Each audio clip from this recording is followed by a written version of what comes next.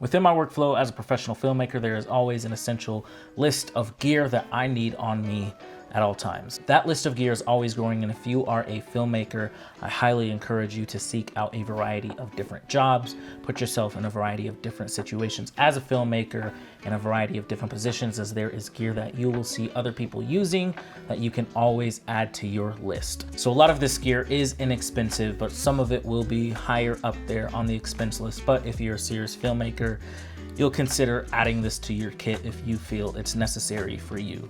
So this is the start of a series of essential gear. And if you have something that I may have not mentioned in this video, please feel free to drop a comment down below. So to kick us off, here are 5 essential pieces of gear any filmmaker can add to their kit. So the first thing I want to talk about is a teleprompter. If you do not have a teleprompter, please, for the love of God, add a teleprompter to your kit. If you do a lot of corporate videos, or if you do any type of like talking head videos or content, whether you're doing advertisement stuff for television, if you're just doing base level, interview, or, base level, just talking to the camera type deal, it's a godsend. I used to work without a teleprompter, and whatever my host was on camera had to try and memorize what the script was, and it was absolute mess. But when I added this to my kit, it just became a godsend. It saved me so much time on set. There's so many different teleprompters out there. I'm pretty sure this one that I bought is probably no longer made for the most part. And honestly, I probably would change it out, but this one works really great with iPads. I have an iPad Pro 11-inch. I've been using this thing for probably closer to 10 years now, and it's absolutely essential. I have it labeled with Gaff Tape on a few different parts of the camera that I swap out from time to time. That's to label, if you're working with a consistent host, what speed for whatever teleprompter app you may be using on your iPad or iPhone. Set that scrolling speed for them. There is a little bit of a trick to when it comes to just learning how to read it properly so it looks like they're looking in the camera, because sometimes it can look a little awkward if they're not reading it properly. But again, adding a teleprompter to your workflow is absolutely essential, honestly, for any maker. At some point in your filmmaking career, you will be doing some type of boring video where you need someone talking to camera. This will speed up that workflow. All right, so the second item is probably the most obvious, and most people probably already have this in your kit, and you may need to refresh it, but that is Gaff Tape. I have my smaller kit of Gaff Tape here. I don't want to carry around my bigger Gaff Tape, but different colored Gaff Tape. There's a lot of situations on any filmmaking set, on anything you may be doing, where you need different colored Gaff Tape, or just Gaff Tape in general. I have this on a nice little bongo tie. There may be people on set that ran out of Gaff Tape and need fresh Gaff Tape. Dude, if you're walking around and you just have Gaff Tape available for anybody in any department on set, you're that person's immediate savior. Always carry this stuff around. There's always things you need to label, as you just seen on the teleprompter. Have that labeled here. Use Gaff Tape. And it's also good for labeling your gear if there are multiple camera people on set, so that you do not lose what is yours. So the third piece of gear is another one that a lot of people might have, but a lot of beginners don't have in their toolkit, and that is a reflector, a lighting modifier. This is something that I think is fully necessary, especially if you're just starting out and if you're operating on budgets.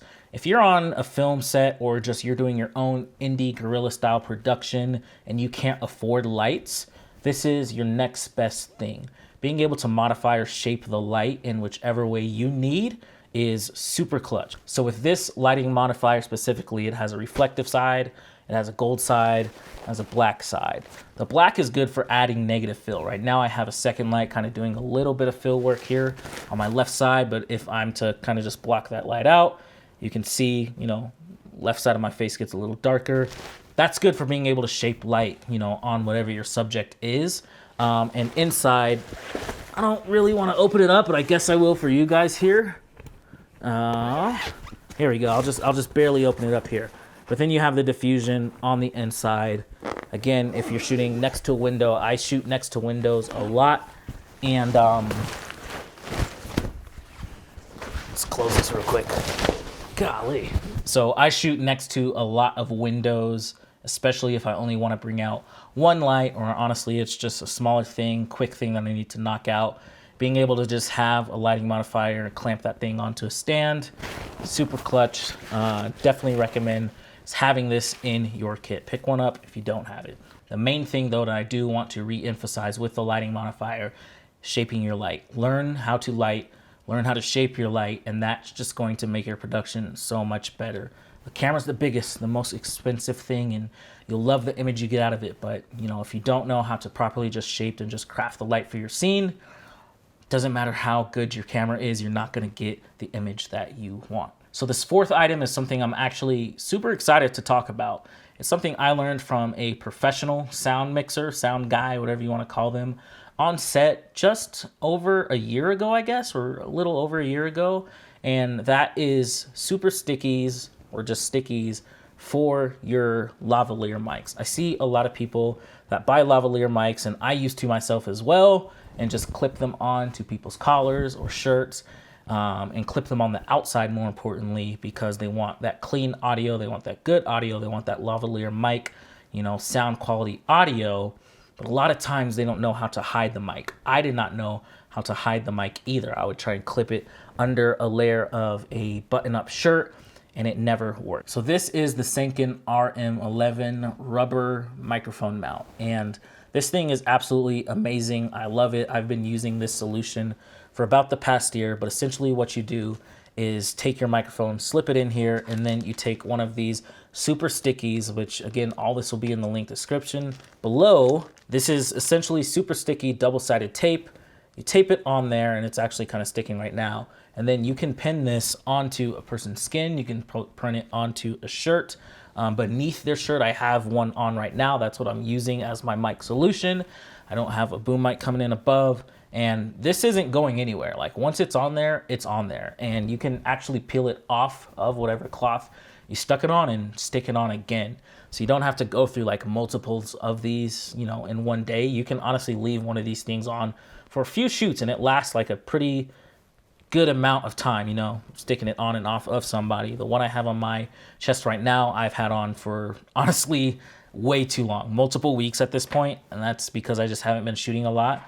But this thing is absolutely clutch. Now there is another part to this, and that part I actually don't have with me right now, but you can put a wind muff over this as well, just for extra protection against wind noise. But essentially what you wanna do is, yeah, you have a double layer, you know, a shirt, or you just have like one of those straps that you put around your subject's chest, and you can stick this on underneath your shirt, and I guarantee you, you'll get that good, clean audio. If the person has a hairy chest, obviously that's gonna be a problem, play a factor into it. So get the microphone as far away from that, you know, hair on their chest as possible, or any jewelry or scruffy clothes, so that you get that clean audio. But super sticky, super nice. You can use lavalier mics.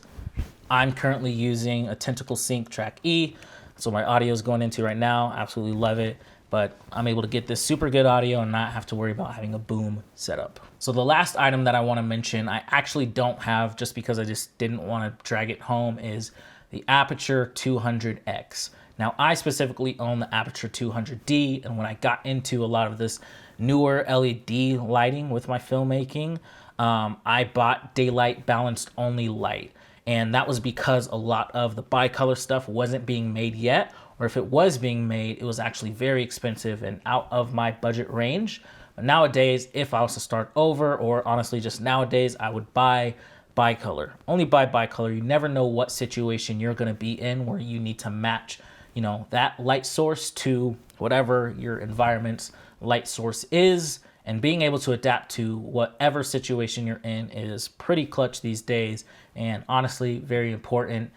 Focus on your lighting, use lighting modifiers with your light, learn one light at a time. There's no need to buy 50 different lights and not know what you need the light for. So that's all I have for you guys today. Thanks again for watching this video. If you enjoyed it, definitely appreciate it if you hit that like button and comment down below on what gear you like to use, or whatever you would recommend me to check out that I may or may not know of.